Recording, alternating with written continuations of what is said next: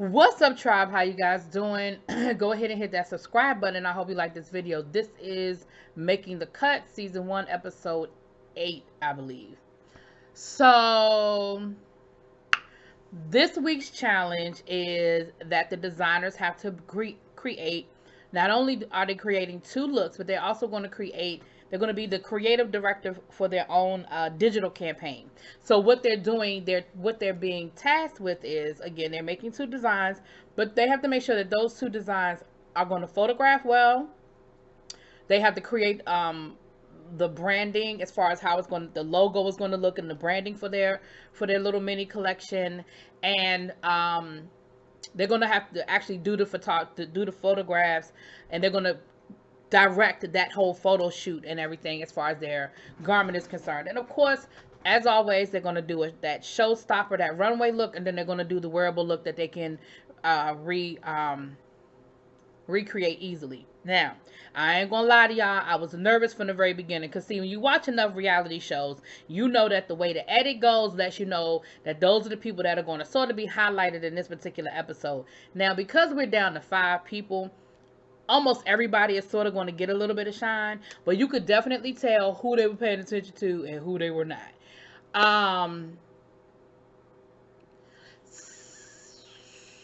Immediately, Megan and Johnny were both excited, so I was a little nervous because those are 2 of my favorites, right?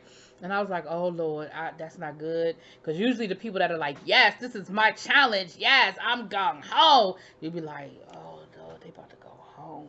So I got nervous immediately. I was nervous. On the flip side, Ji Wong was sort of struggling, and I was like, see, the person that they show struggling is usually the person that be pulling it out. And y'all know Ji Wong is not one of my favorite designers. First of all, I'm bored with her because I feel like she's not giving me anything new. Second of all, I think she got a little bit of a steak attitude. Third of all, well, that's my second. The third one I can't tell you yet because then I'll be telling you too much. I'll get to the third one at the end. Well, in a minute. You know who else I'm a little bored with now? I'm a little bored with Esther. And I'm going to tell you why. Esther is talented as hell. But the black on black on black on black is boring to me. I am not a black on black on black on black person.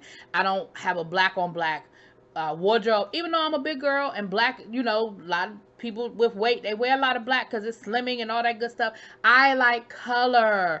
And so for her, because she went back to black this episode, and I was like, okay, she's making good stuff, but again, it's getting boring to me now, because you're not showing me. Give me a pop of red. You know, black and red is cute. Give me some pink. Give me something. Anyway, Sander is Sander. He's just, you know what? Sander is just, he's young. He's cute, he's young, and of course, he's very confident. And I'm not saying you shouldn't be, because at this point, you should be confident. And Ji Wong is struggling because she's struggling to take in the critique and figure out a way to redo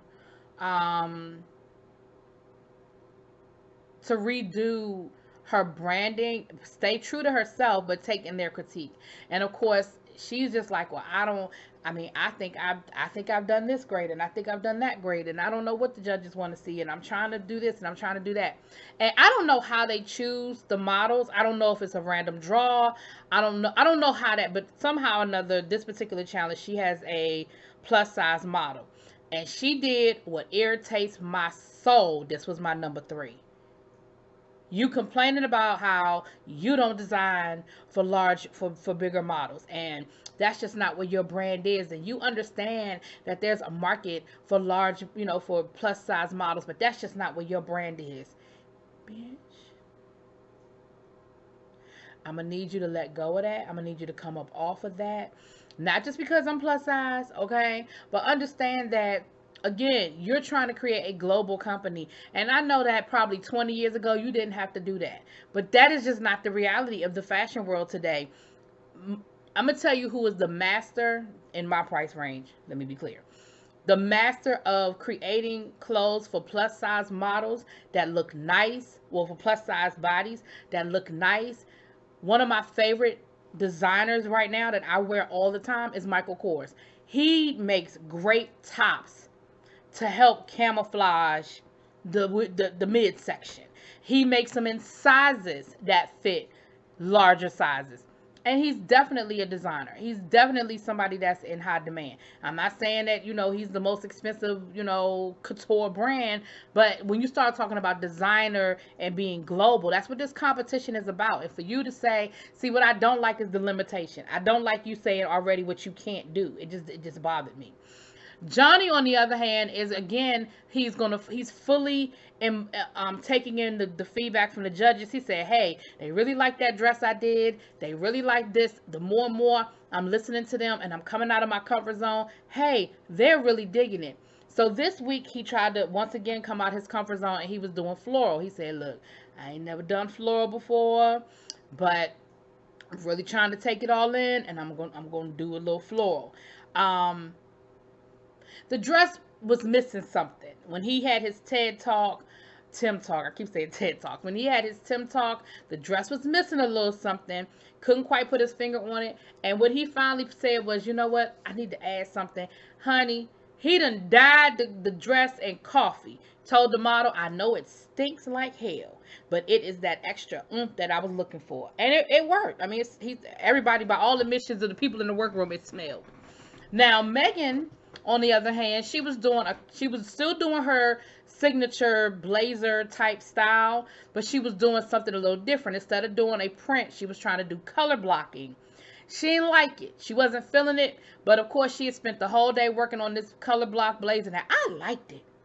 I was like, ooh, when I saw it on the mannequin, I was like, oh, I can't wait for her to be done, and I hope she wins that challenge because I want that blazer. It was cute. She wasn't feeling it. She said it felt forced. It didn't work for her. And the last thing she wanted was, to push something on the runway. So, she scrapped it, and she came back the next day and she made something different. Sander, when he had his Tim Talk, the thing that they figured out with his was that he was doing menswear, which was the first time he was venturing into menswear, but it looked very androgynous. And so Tim actually talked to him about how he could sort of mix and match it, and it looked better, that the one top looked better on the female model and the other top looked better on the male model. Okay. When he got this Ji Wong, again, loved her dress. She had the showstopper look. She loved it. It was great. But then the outfit he made for the plus size model, it just didn't look good. And then when she made the pants didn't even fit the model. And I'm just like, damn, you don't know how to measure either? Like, you don't know how to measure? And she did what a lot of designers do when they have to design for. I just felt like it was frumpy, and you didn't put a whole lot of thought into it. You didn't try to do anything special with her body. You didn't try to make her body look special at all. You had decided in your mind that this wasn't something you could do, and so you put something together and just hope that your dress would be enough to wow the judges, and they wouldn't make a big deal about the fact that you made this frumpy ass outfit for your plus size model that in no way, shape, or form was flattering to her body. And she wasn't even that big. I mean, she was thicker, but she wasn't a big girl. What we find out about Johnny while all this is going on is that Johnny is actually in the midst of opening up a store back home that his family is actually putting together for him and setting it up and getting everything together. And it was actually the night of the grand opening. So we see him calling his husband and his family and talking to them, and of course he got really emotional and real upset because he was like, I really want to be there and help them put this together. Like, I feel bad that I'm not there helping them get everything in place. But he said, when he said he had to close his other store, which was called Skin Graft, that's his brand, and how he had to close it, and he sort of felt like it was a failure when he did end up closing it, and that he felt like he was a failure, whatever, for having to close it. But then he had this sort of like an offer he couldn't refuse to sort of open up another store. And it sort of fell at the same time that he got accepted onto the show. And so he couldn't really say no to either opportunity. And so his family definitely stepped it up and was there to help him get his store opened up. So that was a great thing. And like I said, we got a chance to see him talking to his family, and everybody was supportive, and, he was emotional and everything. And it was great. It was a good moment. So we get to the runway. I think I covered everybody. So we get to the runway, and oh, I'm about to hit the wrong thing. And it was raining outside, so the models had to walk in the rain. I'm trying to think. I feel like before I move on, I would just want to make sure I touched everybody. I feel like I did. I mean, Johnny, his vest, the seamstresses were kind of cutting up with them this episode. I feel like the seamstresses either there's a language barrier between them and the seamstresses that they're using in Tokyo that they didn't have when they were in Paris, or I don't know. But it seemed like the seamstresses were kind of not really. It seemed like they had a lot of problems with the seamstresses in this episode. Anyway. So we get to the runway, and I think it was Sandra that came down first. Well, it doesn't matter. That's the order I'm going to go in. Sandra comes down, his looks come down the runway, and they were really, really nice. They were really, oh, before we get to that, I'm sorry. They had to actually do their own, their own digital campaign, and so we see them doing their photo shoot and everything. And again, Megan is comfortable and Johnny is comfortable because both of them have done it before. And Johnny even was saying, look, this is what I've been waiting for. He was like, I hate sewing. I hate that part of it. I like the business side of it. I like, I'm a businessman. I'm an entrepreneur. I love doing this. I love being a creative director. I love the marketing side of this. And so both of them were really excited about that. And so we see Sander, his models came down first, and they both looked really nice. That's one of the pictures you guys are going to see is Sander's outfit. And what I loved was that when they got to the end of the runway, they both he had a male model and a female model. They both took their jackets off and switched them and put them on, and you could actually see that the tops mixed and matched with the bottoms perfectly, and it looked really nice, and it was very androgynous. You know what I mean? It was very androgynous, and I loved it. I loved that moment that Sandra had. Esther, again, y'all, she had two nice dresses that were black.